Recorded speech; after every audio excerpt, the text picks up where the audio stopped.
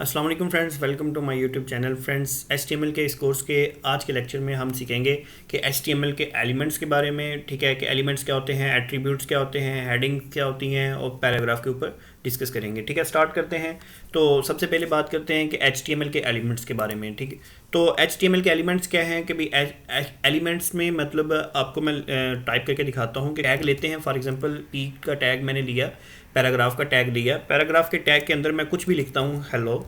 ठीक है, तो ओपनिंग टैग, ये वाला जो opening tag plus closing tag plus content. ठीक है, कोई भी हम कंटेंट अगर दरमियान में टैग्स के दरमियान में लिखते हैं तो ये कंप्लीट जो ये चीज़ है ये एक एलिमेंट कहलाएगी। ठीक है, तो ये एक एलिमेंट है। ठीक है, इसके जो एलिमेंट्स के अंदर क्या क्या चीज़ें होती हैं कि एक ओपनिंग टैग, ठीक है, कंटेंट प्लस क्लोजिंग टैग। ठीक हो गया, तो ये एक एलिमेंट क्रिएट हो जाता है। ठीक है, इसी तरह हम बात करते हैं अब एट्रीब्यूट्स के ऊपर कि एट्रीब्यूट्स क्या होता है कि जैसे हमने इमेज ऐड कर रहे हैं तो ठीक है, इमेज का हम टैग लगाएंगे।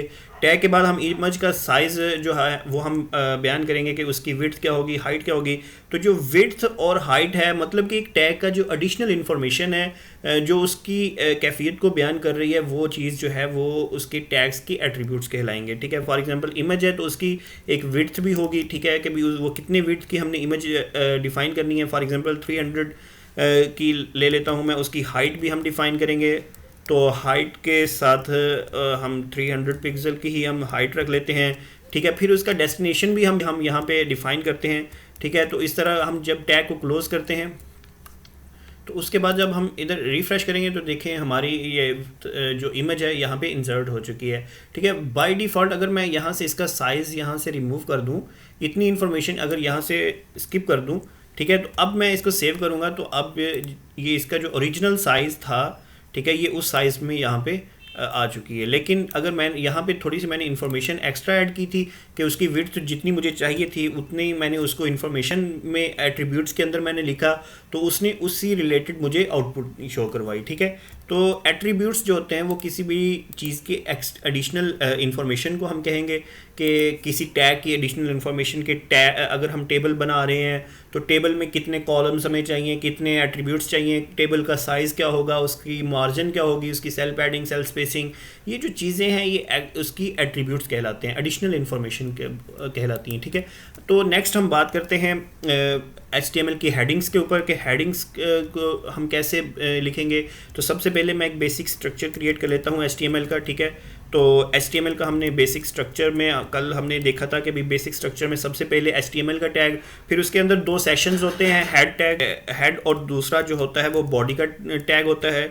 ठीक है, इसी तरह मैंने हेड के अंदर फिर एक टाइटल का टैग लगाया था जिसमें हम डिफ़ाइन करते हैं कि हम अपनी वेब का नेम क्या रखेंगे। तो यहाँ पे मैं लिख लेता हूँ कि लेक्चर 3, सेव करता हूँ। तो सेव करने के बाद मैं इसकी आउटपुट हेडिंग की कुछ टैग्स हैं। H1 जो है वो सबसे लार्ज टेक्स्ट को हाईलाइट करके लिखता है। ठीक है, तो हम इसका एक्सपीरियंस भी कर लेते हैं कि H1, ठीक है, तो मैं H1 में लिखता हूँ हेलो वर्ल्ड। ठीक है, मैं लिख लेता हूँ, ठीक है, हेलो।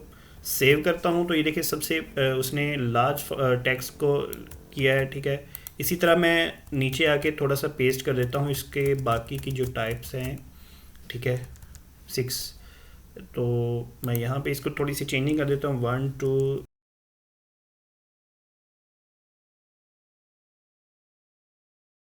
6। ठीक है, तो अब हमने देखा कि H1 जो है वो उसने सबसे बड़ा करके लिखा है। ठीक है, H2 को थोड़ा सा छोटा, इसी तरह करते करते H6 जो है वो सबसे जो लास्ट पे मतलब वो सबसे स्मॉल करके उसने मतलब उसको राइट किया हुआ है। ठीक है, तो ये तो थे हमारे हेडिंग टैग्स। इसके बाद हम आते हैं पैराग्राफ। पैराग्राफ को हम कैसे राइट करेंगे, तो जस्ट हम पी का टैग, पी का टैग जैसे कि हम अक्सर यूज़ भी कर रहे हैं, पी का टैग करें लिखेंगे, उसके बाद हम कुछ भी मतलब आप राइट करेंगे तो यहाँ पे हमारा पैराग्राफ आ जाएगा। फॉर एग्जांपल मैं एक पैराग्राफ कॉपी कर लेता हूँ।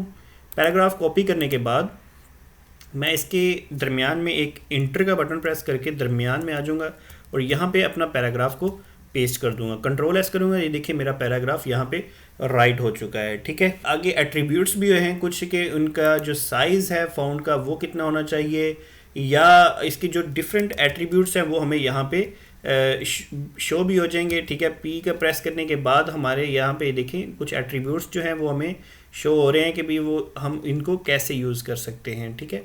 तो इसके ऊपर हम फर्दर व फर्दर डिस्कस करते रहेंगे, ठीक है। कभी पी के एट्रीब्यूट्स कौन से हैं, डिफरेंट डिफरेंट टैग्स जैसे जैसे हमारे लिस्ट में आते रहेंगे, इंशाल्लाह हम उनके ऊपर मतलब एक्सपीरियंस भी करते रहेंगे और उनके ऊपर फर्दर बात भी होती रहेगी, ठीक है। ये तो थे आज के जो टैग्स के, हमने एट्रीब्यूट्स के बारे में पढ़ा कि एट्रीब्यूट्स क्या होते हैं, एलिमेंट्स के बारे में पढ़ा कि एलिमेंट्स क्या हैं। इसके बाद हमने हेडिंग टैग्स के ऊपर बात की और पैराग्राफ के ऊपर बात की कि कैसे हम वेबसाइट के अंदर अपना पैराग्राफ्स को ऐड करेंगे, ठीक है। ये तो थे एक बेसिक्स, ठीक है। इंशाल्लाह इन नेक्स्ट वीडियो के अंदर हम थोड़ा सा बेसिक से एडवांस में थोड़ा सा आएंगे, ठीक है। कुछ एग्जांपल्स करके देखेंगे कि कैसे हम एक छोटी सी वेबसाइट जो है वो पैराग्राफ हेडिंग्स के साथ मिलके एक ब्लॉग कैसे हम जनरेट करते हैं, ठीक है, उसके ऊपर बात करेंगे। दोस्तों अगर आपको ये वीडियो अच्छी लगी तो लाइक कीजिएगा, सब्सक्राइब कीजिएगा और बेल का आइकन को बटन प्रेस कीजिएगा। Thank you for watching. अल्लाह हाफिज़।